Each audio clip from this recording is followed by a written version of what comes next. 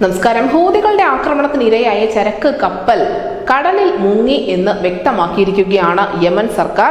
ചെങ്കടലിൽ മുങ്ങിയിരിക്കുന്ന ഈ ഒരു ചരക്ക് കപ്പലിൽ ടൺ കണക്കിന് രാസവളം ഉണ്ട് എന്ന വിവരമാണ് ഇപ്പോൾ പുറത്തു വന്നിരിക്കുന്നത്. വലിയ പാരിസ്ഥിതിക ദുരന്തത്തിന്റെ സാധ്യതയുണ്ടാകുമെന്നുള്ള മുന്നറിയിപ്പ് കൂടി ഉണ്ടാവുന്നുണ്ട്.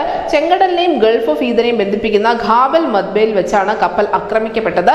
യമനിലെ സർക്കാരും പ്രാദേശിക സൈന്യവുമാണ് ഈ രാസവളവുമായി വന്നിരുന്ന കപ്പൽ ചെങ്കടലിൽ മുങ്ങിയെന്ന് സ്ഥിരീകരിച്ചിരിക്കുന്നത്. ബെയ്റൂട്ടിൽ നിന്നായിരുന്നു ഈ കപ്പലിന്റെ പ്രവർത്തനം നിയന്ത്രിച്ചുകൊണ്ടിരുന്നത്. വെള്ളിയാഴ്ച രാത്രിയിൽ കാലാവസ്ഥ കൂടി പ്രതികൂലമായതിന് തൊട്ടു പിന്നാലെയാണ് ഈ കപ്പൽ മുങ്ങിയത് എന്നാണ് യമൻ നൽകുന്ന വിശദീകരണം. ആക്രമണത്തിന് പിന്നാലെ ഉപേക്ഷിക്കപ്പെട്ട കപ്പലിനെ സുരക്ഷിതമായി തുറമുഖത്തേക്ക് കെട്ടിവലിച്ച് എത്തിക്കാനുള്ള ശ്രമങ്ങൾ വളരെ ഊർജിതമായി തന്നെ നടന്നു വരികയായിരുന്നു. ഇതിനിടയിലാണ് ഈ കപ്പൽ മുങ്ങിപ്പോയിരിക്കുന്നത്. നവംബറിൽ വാണിജ്യ കപ്പലുകൾക്ക് നേരെ ഹൂതി ആക്രമണം തുടങ്ങിയ ശേഷം മുങ്ങുന്ന മൂന്നാമത്തെ കപ്പലാണ് ഇത് എന്ന പ്രത്യേകത കൂടിയുണ്ട്.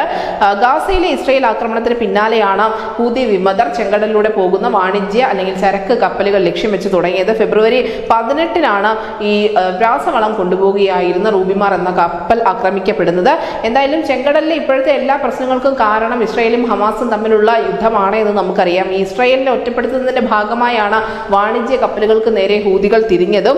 മാത്രമല്ല യൂറോപ്പ്, അമേരിക്ക, ഇന്ത്യ അടക്കമുള്ള ഏഷ്യൻ രാജ്യങ്ങളുമായി വ്യാപാരം നടക്കുന്ന ചെങ്കടൽ വഴിയാണ്. അതുകൊണ്ട് തന്നെയാണ് ചെങ്കടലിൽ തന്നെ ഹൂതികൾ നിലയുറപ്പിച്ചിരിക്കുന്നതും ഇത്തരത്തിലുള്ള ആക്രമണങ്ങൾ അഴിച്ചുവിടുന്നതും. എന്തായാലും ഈ രാസവളം കൊണ്ടുപോകുന്ന ഒരു കപ്പൽ ചെങ്കടലിൽ മുങ്ങിയെന്ന് പറയുമ്പോൾ തീർച്ചയായും അത് ഉണ്ടാക്കാൻ പോകുന്ന പാരിസ്ഥിതിക പ്രത്യാഘാതങ്ങൾ വളരെ ഗുരുതരമായിരിക്കും.